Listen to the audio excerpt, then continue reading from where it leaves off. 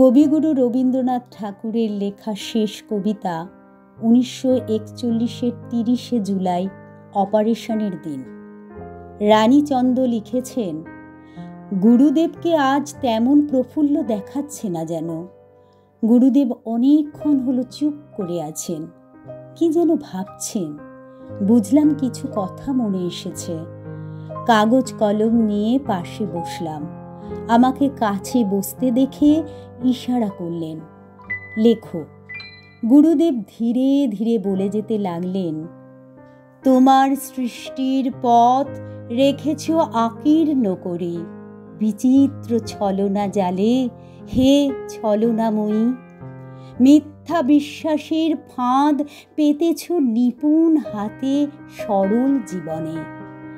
এই প্রবঞ্চনা দিয়ে মহত্বেরে করেছ চিহ্নিত, তার তরে রাখুনি গোপন রাত্রি।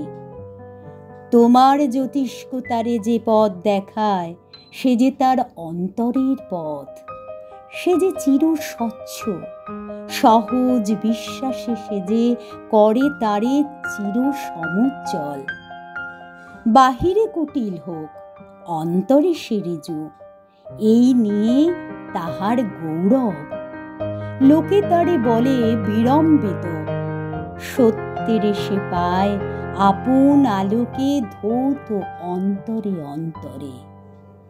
কিছুতে পারে না তারে প্রবঞ্চিতে, শেষ পুরস্কার নিয়ে যায় সে যে আপন ভাণ্ডারে।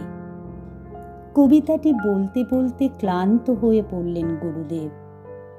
বুকের কাছে হাত জড়ো করে চুপচাপ চোখ বুজে রইলেন। অনেকক্ষণ কাটল এইভাবে। 9:30টার সময় বললেন, লিখে নে। অনায়াসে যে পেরেছে ছলনা সহিতে, সে পায় তোমার হাতে শান্তির অক্ষয় অধিকার।